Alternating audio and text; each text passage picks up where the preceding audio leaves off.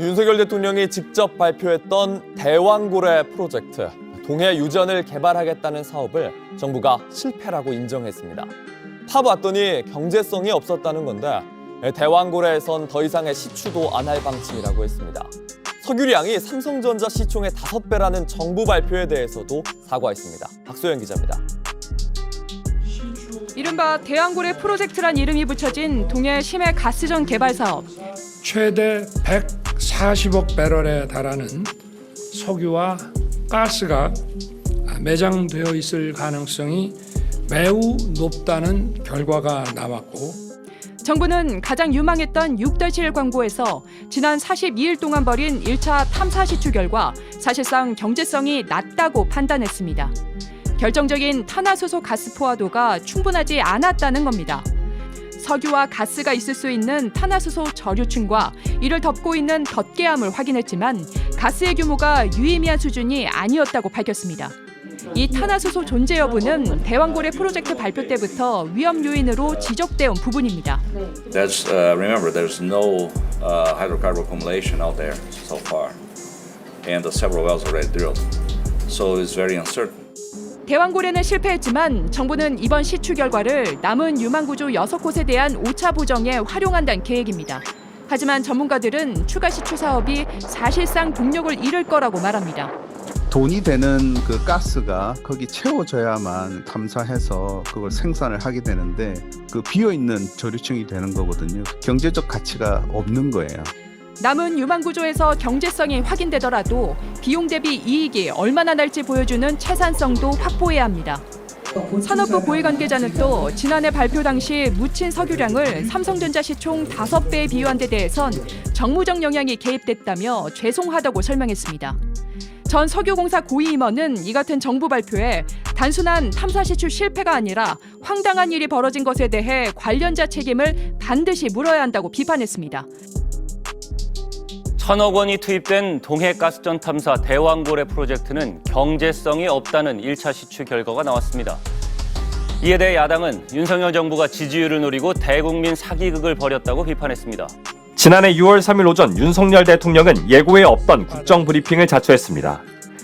막대한 양의 석유와 가스가 매장돼 있을 가능성이 높다는 물리 탐사 결과가 나왔습니다. 정부는 1,000억 원을 들여 탐사 시추에 나섰지만 8개월 만에 경제성이 없다고 인정했습니다. 더불어민주당은 즉각 총선 참패 이후 지지율 반등을 노리고 산유국의 헛된 꿈을 불어넣은 대국민 사기극이라 평가했습니다. 인공지능 연구를 위해서 GPU 최고급 사양 3,000장을 살 수 있는 돈을 이 대왕 사기 시추 한 번 하는데 다 틀어넣은 겁니다. 윤 대통령이 비상계엄 선포 이유 중 하나로 대왕고래 시추 예산 삭감을 거론한 걸 두곤 사기극을 명분으로 더 큰 사기극을 벌인 왕사기꾼이라고 원색적으로 비난했습니다. 반면 국민의힘은 자원 빈국인 우리나라 입장에선 리스크를 감수할 수밖에 없다며 해외에서도 단번에 성공한 사례는 없다고 감쌌습니다. 스트레이트는 아브레오 대표에게 메시지를 보냈습니다.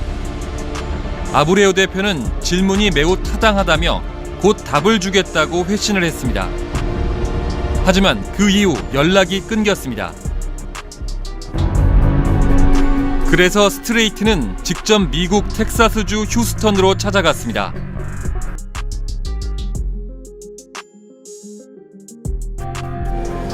액트조의 주소지도 휴스턴입니다. 한적한 주택가 골목 끝 가정집으로 보이는 2층짜리 주택이 나옵니다. I'm looking for Dr. Vito Abreu. Dr. Vito Abreu. Do you stay here? No, we just moved in. Yeah. 아브레오 박사가 이미 지난 6월 초 이 집을 세를 놓고 브라질로 떠났다고 합니다. He moved to Brazil. He was Brazil. Yeah, he had to go back to Brazil with his company for 4 years. So he's leasing out his home. I just rented it. 텍사스 주정부가 발급한 액트지오 법인 관련 서류. 지난 2019년 1월부터 2023년 3월까지 법인 등록이 말소된 걸로 돼 있습니다. 한국으로 치면 법인세의 일종인 프랜차이즈세가 있는데 이 세금을 내지 않았습니다. Okay, maybe they didn't have any business for a couple of years. Yeah, it could be. Maybe it was a second job or something that they had. 미국에선 이런 경우 정부와 용역 계약을 맺기가 힘들다고 합니다. 텍사스 주 정부와 일을 하려고 하면은 이제 텍사스 정부에서 요구하는 수준을 다 갖추어야 됩니다.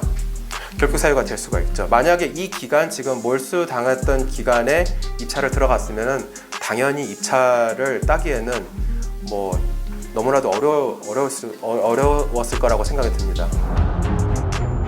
그런데 석유공사는 지난 2022년 11월 대왕고래 탐사 결과 분석을 위해 액트주오를 포함해 3곳의 업체를 지정해 제한 경쟁 입찰을 진행했습니다. 더구나 다른 2곳은 바로 슐럼버거와 할리버튼이었습니다. 슐럼버거는 시가총액이 우리 돈으로 90조 원이 넘는 유전 개발 서비스 세계 1위 기업이고 할리버튼도 시가총액 41조 원 규모의 3위 기업입니다.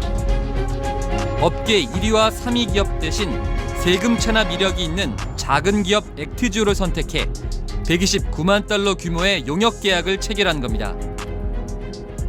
한 1,650불 정도를 체납한 것으로 알고 있습니다. 석유공사에서 그 부분까지 놓친 거에 대해서는 아주 완벽하게 잘하지 못했다는 점에서는 죄송하다는 말씀을 드리지만 계약 자체에 대해서는 법인격이 살아있기 때문에 큰 문제는 없었던 것으로 보이고요.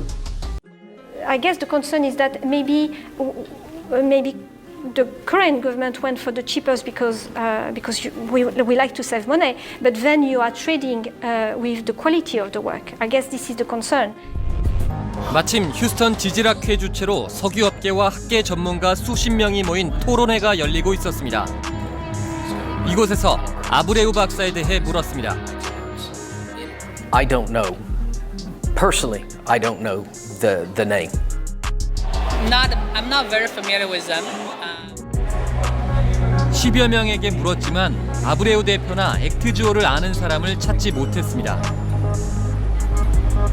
지질학 분야의 세계적 권위를 갖는 텍사스 A&M 대학 버그 휴지 센터에서 아브레우 대표를 아는 전문가를 찾았습니다.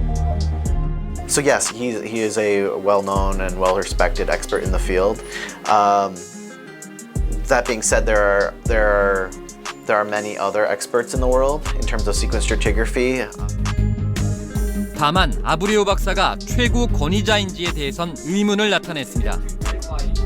But it has since been adopted by pretty much every major oil gas company has been adopted as kind of a common practice in kind of geologic teaching.